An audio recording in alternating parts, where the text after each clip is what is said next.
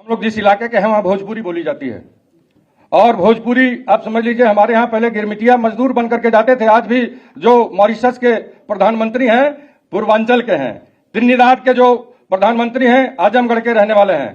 तो भोजपुरी में बड़ी मिठास थी और इसीलिए वहां गन्ने की रिकवरी हमारे यहाँ पूरे हिंदुस्तान में सबसे ज्यादा रिकवरी अगर गन्ने की में कहीं पाई जाती है तो पूर्वांचल में पाई जाती है। 14-10% कुछ, बाकी 8% की रिकवरी होती है। मिठास थी हमारी भाषा में। देखिए अभी मैं बताना चाहता हूं माननीय अध्यक्ष जी आपको कि हमारे यहां भोजपुरी में कहा जाता है गिरल बम से, तो इसका मतलब एक्सीडेंटल, मतलब देख नहीं पाया, गिर गया और चोट लग गई होगी। तो लोग पूछते हैं भाई कहीं चोट तो नहीं लगी। और गिरल धम से मतलब नहीं देख पाया होगा तो गिर गया होगा। और गिरल छम से मतलब समझ जाते हैं कि पानी में गिरा होगा। यह मिठास है हमारी भाषा की। और यह मिठास में ऐसा केमिकल नहीं पड़ना चाहिए जिससे इसकी मिठास खत्म हो जाए। हमारे यहां के लोगों ने कुर्बानी दी है इस देश की आजादी में। हमारे यहां के लोगों ने बढ़ चढ़ करके, चाहे वो मंगल पांडे जी हों जिनका एक इतिहास रहा है और क्रांतिकारी इतिहास रहा है, हम उस मिट्टी के हैं और हम विश्वास के साथ आपसे कहना चाहते हैं। और आज बड़ा अच्छा संयोग है, हमारे यहां कहा जाता है कि किन्नर भाइयों का भी अगर आशीर्वाद मिल जाता है तो इससे शुभ बात कुछ नहीं होती है। अब आपको मुख्यमंत्री बनने से कोई ताकत नहीं रोक पाएगी। समाजवादी पार्टी की सरकार बनेगी उत्तर प्रदेश में। ये भोजपुरिया,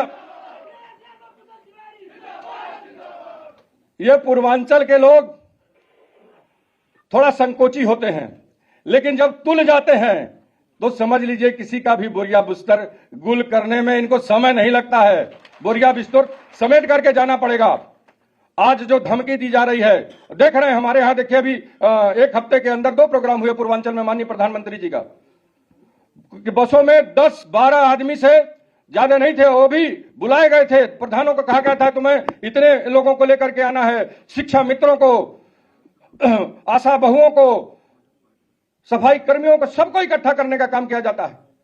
और जबरदस्ती, जोर जबरदस्ती से सरकार कहीं चलती है, घोषणाओं से कहीं सरकार चलती है। हमारा आपका बजट, हमारी आपकी गाड़ी कमाई का पैसा विज्ञापन में देना चाहिए। विज्ञापन में देने के लिए हम लोग टैक्स देते हैं। आज हम लोग किसान परिवार के हैं। आज हमको 1100-1200 रुपए में धान, बड़ा कष्ट के साथ हमें कहना पड़ रहा है, धान बेचना पड़ता है, कोई खरीदार नहीं है। सरकार केवल कहती है, कागजों में आंकड़ा बताती है कि ये इतने क्रय केंद्र चल रहे हैं, ये खरीदारी हो रही है, वो खरीदारी हो रही है। किसान आज भुखमरी के कगार पर है। जो व्यवस्था है, चिकित्सा की जो व्यवस्था है, आप देख लिए कितनी जर्जर है। अस्पताल, बिल्डिंगें तो बन गई हैं लेकिन अस्पतालों में डॉक्टर नहीं है।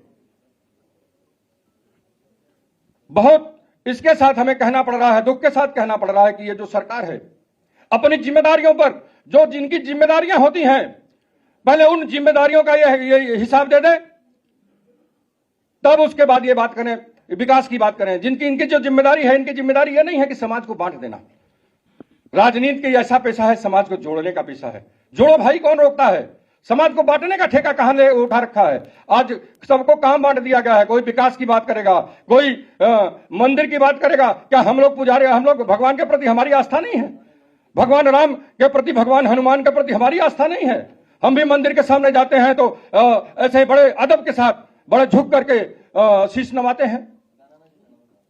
तो जो ये ठेकेदार तो नहीं हो गए हैं धर्म के, इसका जवाब देना होगा भाइयों। वक्त आ गया है, सजग रहिएगा। ये जैसे यात्राएं चला रहे हैं, हम लोग साइकिल चलाएंगे। हर बूथ पर जा करके साइकिल के माध्यम से अपने लोगों को जगाएंगे, अपनी संख्या बढ़ाएंगे। एक ये जो पन्ना प्रमुख का इन्होंने नारा दिया है, पन्ने में जितने नाम हैं वोटर लिस्ट में, सबको जोड़ने का काम हमारा कार्यकर्ता करेगा। आज सोच के जाइए, और समय ज्यादा नहीं है। और ऐसी विचारधारा का शासन होना चाहिए जो सबको एक समान समझते हुए जोड़ने का काम करे। आज इसी की आवश्यकता है। हम आपको माननीय अध्यक्ष जी विश्वास दिलाने आए हैं कि एक कार्यकर्ता के रूप में जहां भी पार्टी का निर्देश होगा, हम लोग तत्परता से एक सहयोगी के रूप में हर बूथ तक पहुंचाने का काम करेंगे। मैं आपको भरोसा और विश्वास दिलाता हूं। और आने वाला समय हमारा है, लेकिन भाइयों अति विश्वास में नहीं आना है। अति विश्वास खराब होता है। ऐसा प्रचार होता है, दुष्प्रचार भी होगा कि हमको नरमी से अपने कार्यकर्ताओं को सहेजने की, अपनी ताकत को बढ़ाने का काम करना है। यही मैं आपको बताने के लिए आया हूं। आज इस वक्त में अब ये इस युद्ध में अब युद्ध शुरू हो गया है और सारा दारोमदार आपके कंधे पर, हमारे कार्यकर्ताओं के कंधे पर है। आज इस लड़ाई को कैसे जीता जाएगा और जीतना हमारे लिए आवश्यक है, जिससे ये जो चीजें हैं जो आज समाज में भय व्याप्त है, रोज धमकाया जाता है, कहते हैं बुलडोजर चलाने के लिए क्या जनता ने वोट दिया था? विश्वास जीतने के लिए वोट दिया था। विश्वास से आज जनता की कसौटी से ये लोग हट गए हैं। आज इनको जवाब देना है।